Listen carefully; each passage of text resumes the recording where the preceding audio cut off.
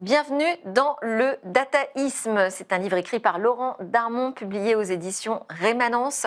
Laurent Darmon, docteur en sciences de l'information et de la communication, directeur de l'innovation du Crédit Agricole. Vous êtes le fondateur de la Fabrique by CA, qui est un start-up studio.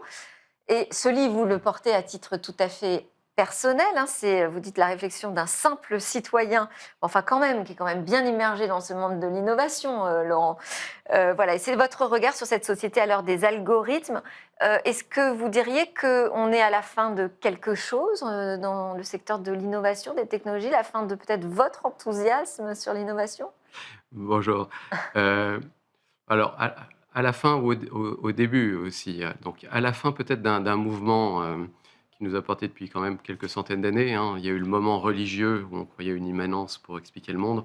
Il y a eu le moment humaniste pour nous expliquer le monde grâce à la science et aujourd'hui, il y a une foi dans la data, qui a commencé quand même à la fin, au tournant du siècle dernier.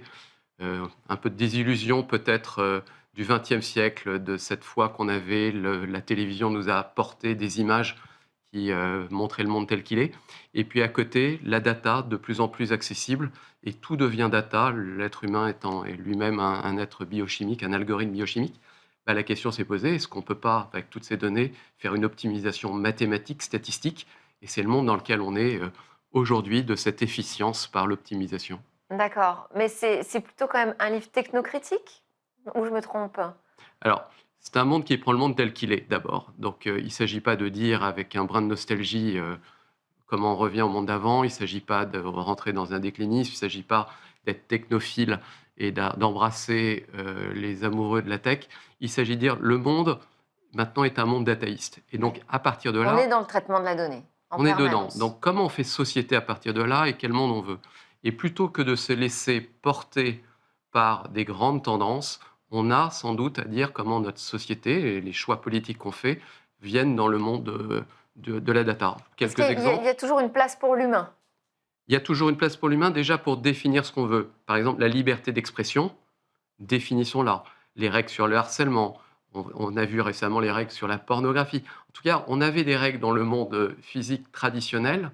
Dans ce monde dataïste, comment on les porte? Quelles règles seront apportées par les algorithmes qui créent des biais, biais de confirmation, biais avec des bulles cognitives et donc on a à reprendre notre destin en main. Et alors, parce que le sous-titre, c'est «Nouvelle économie, nouvelle politique, nouvelle société». Aussi, ce qu'il faut, entendre, j'ai l'impression, c'est que c'est pas une simple transposition, en fait, du monde réel vers le monde virtuel. On va pas simplement transposer l'économie réelle dans l'économie virtuelle. Il y a de nouvelles donnes, notamment dans les Et domaines de l'économie, c'est les GAFAM aujourd'hui, qui sont les maîtres, du jeu.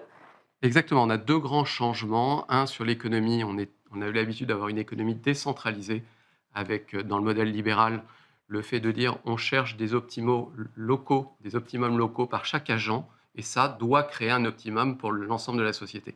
Tout ça est remis en cause parce que aujourd'hui, la data est centralisatrice et donc on voit émerger des grands orchestrateurs qui permettent d'agréger l'ensemble des offres et d'orienter la demande. Et donc on va dans un monde plutôt centralisé en économie.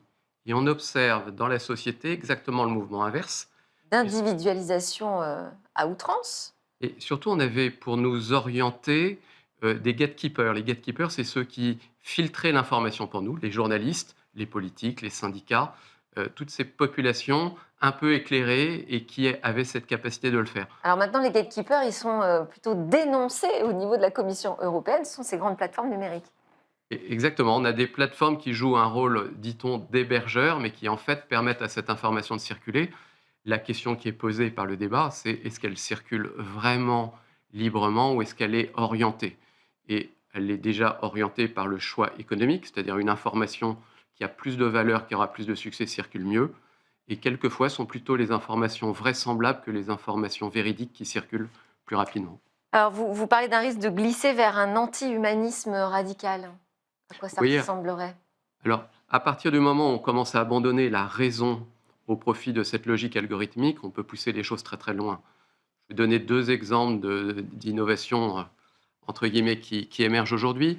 On commence à avoir des réseaux sociaux où en fait l'interaction sociale, quand même, dans le réseau social avec les autres est remplacée par des agents qui conversent avec nous. Oui. L'humain est même retiré de nos relations humaines. Et on voit même des sites de dating qui eux-mêmes organisent à partir de nos historiques quelle est la personne la plus adaptée pour nous. Donc on utilise juste cette data et on commence à enlever de plus en plus l'humain et la raison.